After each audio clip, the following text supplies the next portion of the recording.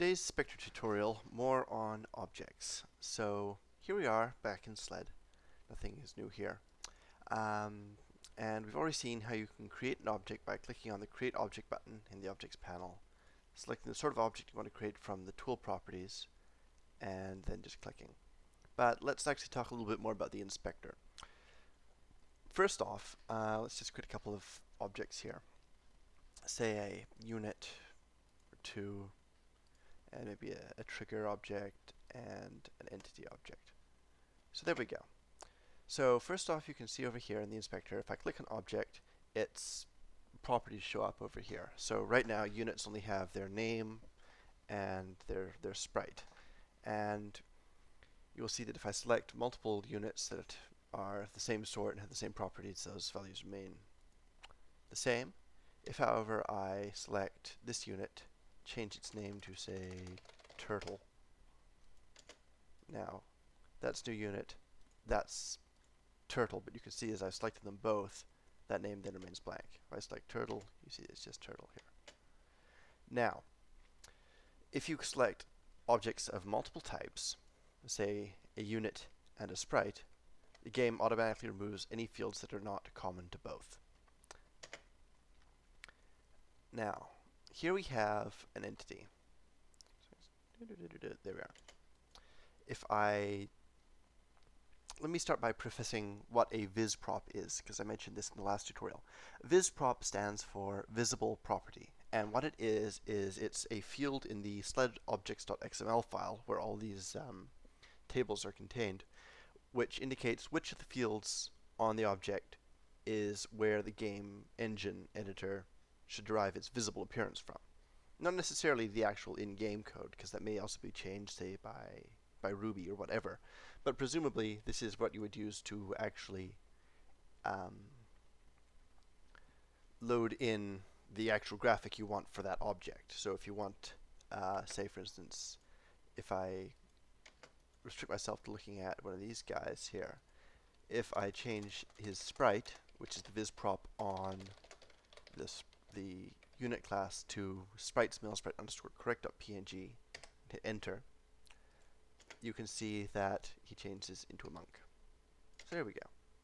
And again, you can select multiple sprites, you can drag them around, and you'll see here that since this guy is named turtle and his sprite is a fighter, and since this guy is named new unit and his sprite is something completely different, none of them change. However, if I change both sprites back to the fighter, you'll see that the change affects both of them. And if I change both sprites back to the monk sprite, you'll see that change affects both of them too. So there we go. Now, let's quickly look at models. For model, if I just type in the name of the UPM file I want, so say bricks.palmtree.e.upm, I hit enter. Well, we should have gotten a palm tree. Why didn't we get a palm tree? Let's just have a look at the... Actually, better yet, we actually have a little bricks window that will show me what all the models' names are. bricks_palmtree_e.upm. That would be because, of course, on that model, on the trigger, the visprop is set to be none, actually. So let's actually create something with a correctly hooked up visprop, which is the interactable class. The interactable class has two fields, new name, which is defaults to new interactable, and model, which defaults to blank. If something is blank and it's a visprop, then it just uses the little position orientation display that you see here. And in general, red corresponds to a cross, and blue corresponds to Z, and green corresponds to up and down. So you can use that to orient your model. Now, if I type in the name of the brick here, bricks.palmtree.e.upm, and hit enter, we do indeed get a palm tree. And you will notice that this isn't a brick, first off. It is in fact an object. You can tell because it still has its little orientation thing here. Second, you'll note that the palm tree model is based around, in the actual model file, 000 is the point that the model is centered around relative to this little orientation thing here. And on this model, it happens to be the exact bottom of the palm tree, so it orients nicely towards the ground.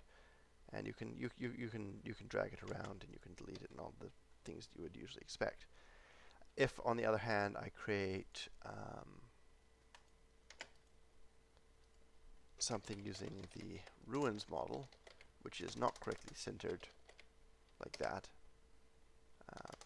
ruins.upm, there we go, you will see that this one is oriented at such a way that it's 0, 0, 0 in the model space corresponds to the center of the model, and hence that's what that point corresponds to here. That's about it for the inspector panel, and we'll talk next more about the Ruby and sled interface.